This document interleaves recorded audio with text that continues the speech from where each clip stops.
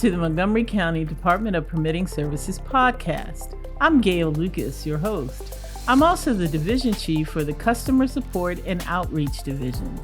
Joining us on the podcast today is Richard Strouth. Richard is a residential plan reviewer, and our topic today is demolition, knocking stuff down. But before we start talking about breaking stuff up, Richard, why don't you tell our listeners what you do, what a residential plan reviewer does? Sure. Hi, Gail. Thanks for having me. It's great to be here.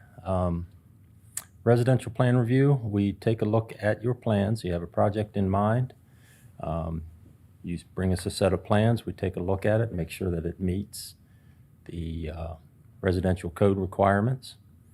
And that would be the 2021 International Residential Code. Okay. So we take a look at that, see that it meets plan review requirements and meets code, and we either approve it or we send it back for corrections. Okay. Our topic today, as I said, is about demolition. It's about knocking houses down. And when we think about demolition, a typical person thinks about demolition, that means we're taking it all the way down.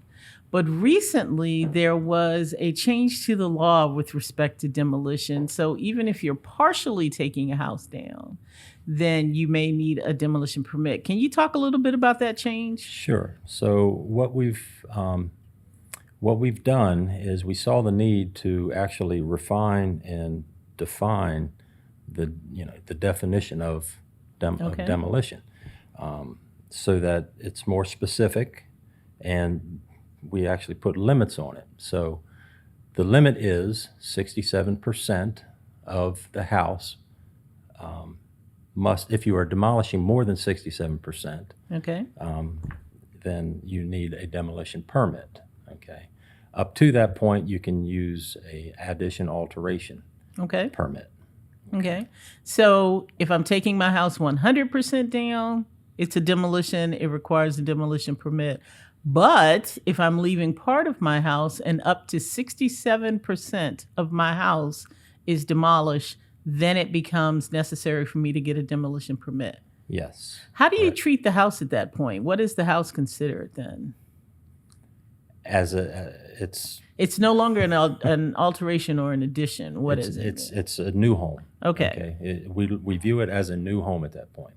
So with a new home, even in the addition alteration process, anything that you are adding or altering must meet code, minimum code. But with the new home, it must have sprinklers, for number one. It must meet all of the new energy requirements. Okay. So it's regardless of if you're leaving that 33%, we're viewing that 33% as a new home. Okay. And that even comes to the foundation. Okay. A new home is required to have waterproofing and drainage. Okay. If you're leaving that 33%, I want that remaining portion to be properly waterproofed and properly drained. Yes. Okay. You don't get an exemption for that. Explain to our listeners how you calculate that 67%. How do I know when I've hit it, or how do you know when I've hit it? It is a linear measurement taken on the exterior walls of the living space. All right. So a garage is not considered living space, so we're not necessarily counting the garage, but room space over the garage may be living space. If the garage is underground in the basement. Sometimes they are. So it's a 67% linear measurement of exterior walls. Okay. And any portion of that wall between the corners that is demolished, that's included as well. Okay. So if you have a 100 linear foot wall and 50 feet of that in between the corners is going to be demolished, then that counts in the calculation as well. So with that, all of the requirements of a demolition permit kick in. That means I need to have rodent inspection and rodent treatment if necessary. Yes. Right. I need to have asbestos abatement if my home has asbestos. And most importantly, I need to pay a demolition bond to Montgomery County. Yes? Right. So all Correct. of those requirements are going to kick in at the 67% demolition threshold. I understand that you all will do a meeting with folks, that sometimes you meet with homeowners or property owners or the contractor to talk about this 67% or to talk about the need for a demolition permit. Talk to us a little bit about how those meetings happen. Okay. So your plan reviewer, as he's reviewing your plans, if he or she determines the need for a meeting, for a demolition meeting, they will contact you, usually through the comments on the plans that are sent back, stating that a meeting is needed. Yes. Now, it is definitely needed at that 67% threshold. Yes. But also, just to head off any problems, around 60%, when we start seeing the demolition getting up to 60%, we're going to want to have a meeting with you. Okay. We're going to want you to understand and be clear that 67% is not negotiable. That if you happen to have an accident on the what you're planning on leaving that 7%, if you happen to go past that 67% from 60 to 67 and accidentally back a skid loader into a wall or find termite damage in a wall, Yes. That's a new home at that point. 67% is a hard line in the sand. So if you find problems with other walls, you find problems with the other 33%, it can kick you into, or it can. I can't do the math. The other 40%, it can kick you into needing a demolition permit and needing to have your home considered a new home. That is correct. Yes. Okay. Yeah. One of the things that we get asked in customer support about demolition, and I think one of the things that people are concerned about, is impact taxes. If it's considered a new home, am I now going to pay impact taxes? And I think it's important for folks to note that demolitions are exempt from impact taxes. So if you are demolishing and you rebuild, then you don't have to pay impact taxes. They're waived at that point. So even if it's 67%, not 100%, as long as you're rebuilding on that spot, you don't have to pay impact taxes. Is there a time frame that's applicable to? There is a time frame. It's 4 years. Okay. And generally, if someone is 100% demolishing, then they may have that time to reconsider what they're going to rebuild. But if you're leaving 67%, you're not going to leave 33% of your house, right? Yeah, it's not going to be sitting around for long. Right. It's not going to be hopefully it's not going to be sitting around for 4 years. On it, so. Right. Okay. I know folks can do pre-design consultations. We have residential pre-design consultations. So this is certainly something that can be discussed at that point too. You don't have to wait for the plan reviewer to give you a note on the plans. Right. Well, most likely in the pre-design, that will be discussed. If we see that what you are proposing is getting close to that limit, the subject will be brought up. Okay. And you will be informed at that point as so well. You guys are paying attention to the plans and how close I may be getting to that threshold. Absolutely. That's good to know. That's what you have, yeah. Where can I find information about this? Okay. On the DPS website, we have put together a guideline for residential partial demolition. Okay. We recommend anybody who is considering a project of this scope, do your homework, read this thoroughly. There's lots of good information in it.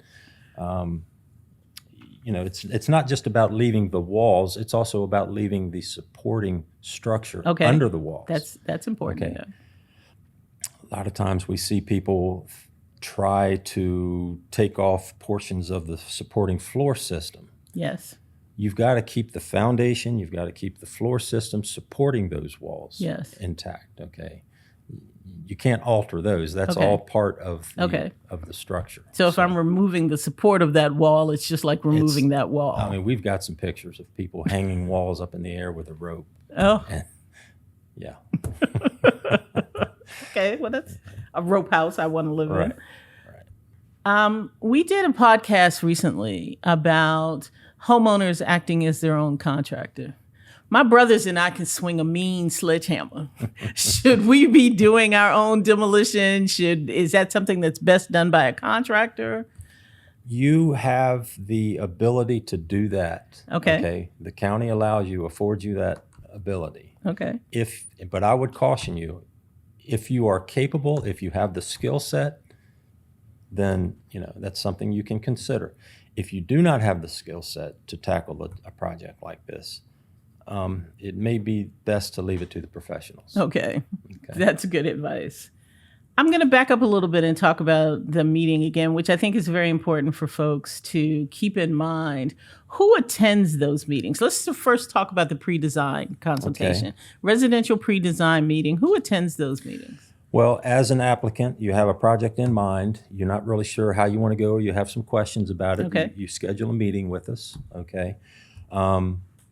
Typically, it's one of our plan reviewers or our residential plan review manager is in that meeting Right. to address anything specific to residential and any code questions.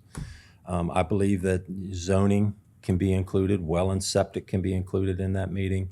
It all depends on It's what your all project- relative to the project itself. Now, the demolition meeting specifically, who attends that meeting or who's involved in that? We will want to see obviously the owner of the meeting. The owner of the property. Okay. We want included in that because ultimately he is responsible, or they are responsible, Right. for the property itself. So we want the owner, we want the contractor because he's going to be doing the work. Okay. We want them to understand, the parameters of the requirements. Yes. And the limitations as far as the bounds of where they need to stay within that scope. Okay. Okay. So basically, those are the two main ones. Possibly the architect or engineer, Yes. depending on the scope of work. Okay. So yeah, Are those meetings virtual? Are they in person? most likely know. and typically virtual. Okay. We makes things easier, keeps the environment cleaner. But if you want to have a face-to-face meeting, we can Yes. certainly accommodate you there. Okay. Sometimes that is best to meet face-to-face, but virtually is good It's as fine well. as well. And the pre-design meetings are all done virtually. Yes. Okay. Yes. As we talked about, Richard, some of these permits are in homeowners' names or they're in LLC names who are the property owners. And we talked about that on another podcast. But there's one thing that folks need to remember when it's a new home, and that's the Office of Consumer Protection.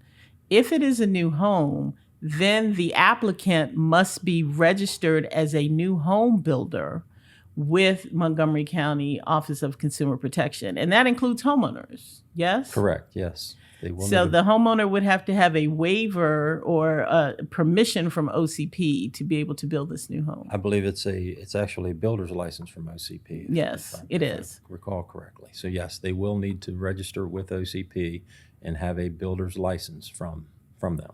Even homeowners, not Homeowners, just contractors, Not just even right, homeowners. Right. If it's a homeowner that is attempting or tackling this project, then Yes. they themselves will need this. So they're knocking down 40% of the walls. It's still an addition or an alteration or an Right. addition and an alteration. If they're knocking down 50% of the walls or 50% of the structure, they're still good. They're still good. It's when they reach, what's the golden number? 67%. Okay. And again, we're going to be talking to you as you get close to that. We're going to start talking to you at 60% or even Okay. less, maybe even after 50%. Okay. So, there will be conversations had. So let me talk for a minute about what is an addition. Okay. What are the differences here in permits? An addition is if you are actually adding roof space Oh, to that's your important. house. Roof space. Okay. New roof areas, new floor space. Okay. An alteration is if you are taking an existing space in your home, Yes. like, for example, let's say a carport. Yes. You have a carport, it's got a roof over it, no walls. You want to make it a garage and close it, okay? That's an alteration. Okay. You want to take that carport and you actually want to make it a new room, make it a family room. Okay. Okay, that's still an alteration Okay. because it's got a roof over it. Okay, so that's an alteration, and that's the definition of addition there. Thank you. Okay? That's helpful to know. What else? What else? If there's one thing that folks need to walk away or remember about this podcast, what's the one piece of advice or information that you want us to remember? It would be that 67% threshold. Okay. That is where your headaches are going to come from. Okay. If you're trying to maintain an addition alteration status with your permit, if, like I mentioned earlier, if accidents happen, we want you to understand the ramifications of that accident. You don't get a do-over. You can't patch the wall back up and tack it back up. Yes. No, it's down it's not at that acceptable. point. Right. All right. And it is a new home. Thank you, Richard, for joining us on the Absolutely. podcast today. And thank you, our listeners, for tuning in. If you have questions you'd like to see answered on our podcast, or you have a suggestion for a topic you'd like to hear us talk about, please let us know at dps.podcast@montgomerycountymd.gov. And remember, all of this information is available on the DPS main website at montgomerycountymd.gov/DPS. Again, thank you for tuning in. I'm Gail Lucas, your host. Remember, DPS is your project partner. This podcast is brought to you by County Cable Montgomery, your source for news and information from the Montgomery County government. Connect with us via cable, Facebook, Instagram, or YouTube by searching for County Cable MoCo.